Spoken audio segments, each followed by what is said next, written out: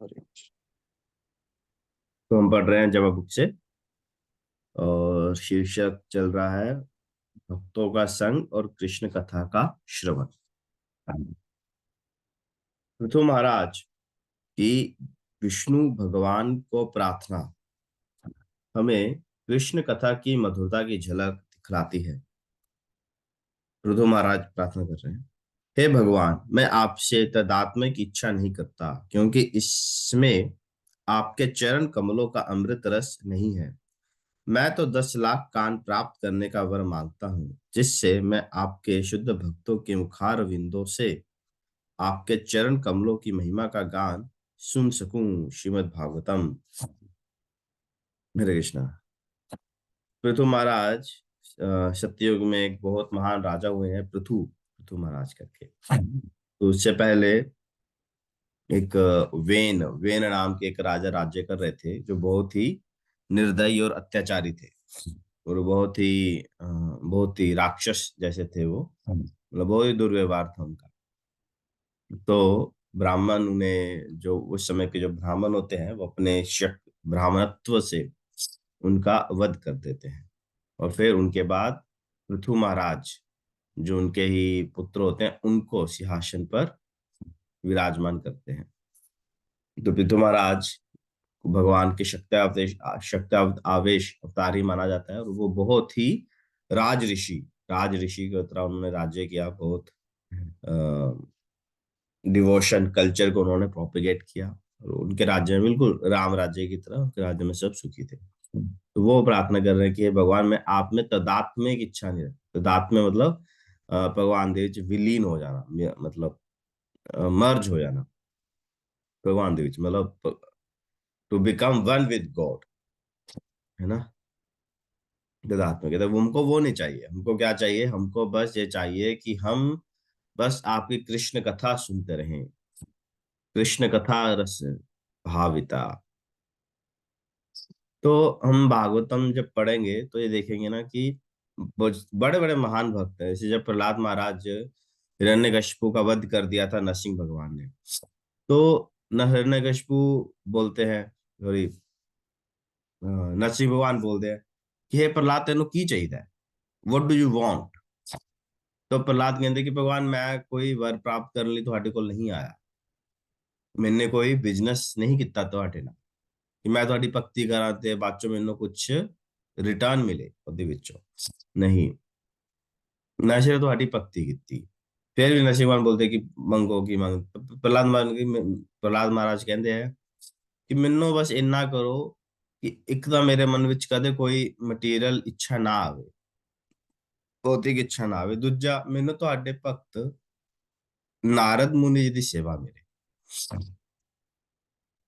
ਤਾਂ ਪ੍ਰਹਲਾਦ ਮਹਾਰਾਜ ਨੇ ਆਹ ਨਹੀਂ ਮੰਗਿਆ ਕਿ ਹਾਂ ਮੈਂ ਤੁਹਾਡੇ ਨਾਲ ਤੁਹਾਡੇ ਧਾਮ ਚਲੇ ਜਾਵਾਂ, ਮੈਂ ਤੁਹਾਡਾ ਕੋਈ ਬਹੁਤ ਖਾਸ ਬੰਦਾ ਬਣ ਜਾ, ਹੈ ਨਾ, ਜਾਂ ਫਿਰ ਮੈਂ ਤੁਹਾਡਾ ਰਾਈਟ ਹੈਂਡ ਬਣ ਜਾ, ਤੁਹਾਡੇ ਨਾਲ ਹੀ ਰਵਾਂ, ਤੁਹਾਡੇ ਬਸ ਜਮਾ ਤੁਹਾਡੇ ਨਾਲ ਰਵਾਂ। ਨਹੀਂ, ਭਗਵਾਨ ਪ੍ਰਹਲਾਦ ਮਹਾਰਾਜ ਨੇ ਭਗਵਾਨ ਦੀ ਸੇਵਾ ਨਹੀਂ ਮੰਗੀ।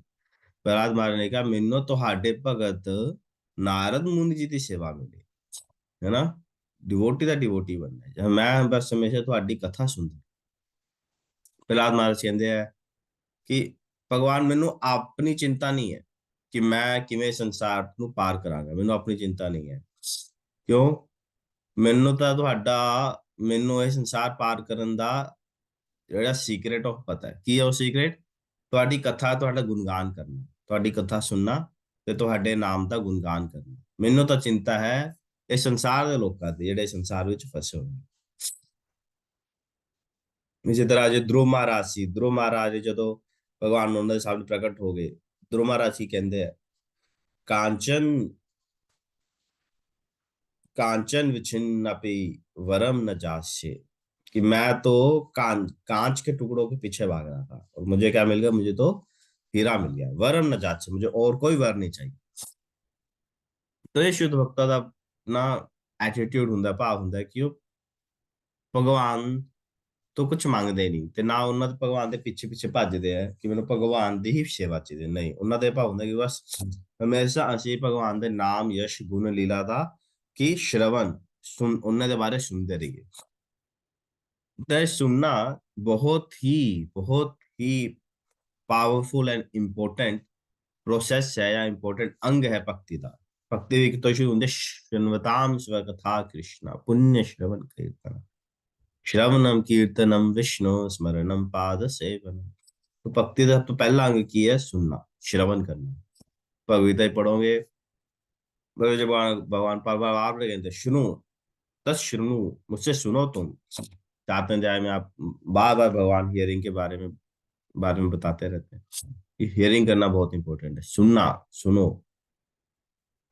तो सुनना पहली प्रक्रिया है जिससे कोई भी व्यक्ति अपनी भक्ति की शुरुआत करता है।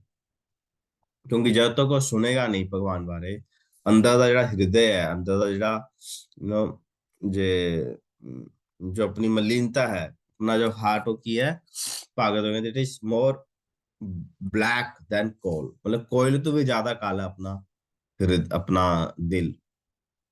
ਉਹ ਕਿਵੇਂ ਸਾਫ਼ ਹੋਏਗਾ? ਉਹ ਸਿर्फ ਭਗਵਾਨ ਦੇ ਨਾਮ ਗੁਣ ਲੀਲਾ ਯਸ਼ਗਾਨ ਦੇ ਦਾ ਬਾਰੇ ਸੁਣ ਕੇ ਹੀ ਇਹ ਸਾਫ਼ ਹੋਏਗਾ। तो जिन्ना पर भगवान बारे सुनाएंगे उन्ना अपना हृदय साफ होएगा, उन्नी अपनी सेवा भाव बढ़ेगा, उन्हें अपनी प्रेम, है ना, उन्ना अपना प्रेम बढ़ेगा, उन्नी अपनी भक्ति बढ़ेगी। यही कारण है कि इन्ने सारे भागवत कथा सप्ताह अरेंज होते आंदे हैं ताकि लोगों ਨੂੰ ਇਹ अपॉर्चुनिटी ਦਿੱਤੀ ਜਾਵੇ कि आप सुनिए, सुनने की अपॉर्चुनिटी ਦਿੱਤੀ ਜਾਵੇ। ठीक है, तो सुनना स्टार्ट होता है हरे कृष्ण महामंत्र के जप से। तो हरे कृष्ण महामंत्र जप करते समय इस महामंत्र का उच्चारण सुनना बहुत आवश्यक है। मन इधर उधर जरूर भागेगा, बट हमें मन को वापस खींच के लाना है और उसे बोलना है कि नहीं, तुम सुनो, हरे कृष्ण महामंत्र का सुनो। आप देखेंगे जो व्यक्ति ध्यान से जप करते हैं ना, आप देखिएगा बहुत सहजता से वो प्रगति करेंगे, बहुत सहजता से। नहीं तो लोग होते हैं 10-10 साल बीत जाते हैं और वो एक माला पर ही रहते हैं, अभी भी चाय कॉफी पीते रहते हैं, कुछ ना प्याज छूटता है, ना कोई सेवा का भाव चलता है।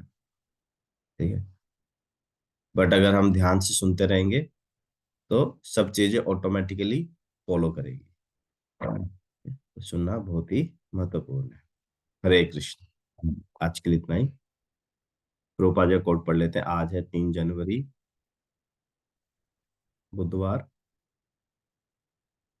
यह केवल भारत में नहीं है, संपूर्ण विश्व में है। जब तक आप पूरे सामाजिक ढांचे को नहीं सुधारते, शांति की कोई संभावना नहीं है, और यह केवल कृष्ण भक्ति द्वारा ही संभव है। सूरत, 3 जनवरी 1971। हरे कृष्ण। बहुत बहुत धन्यवाद। कोई प्रश्न किसी का?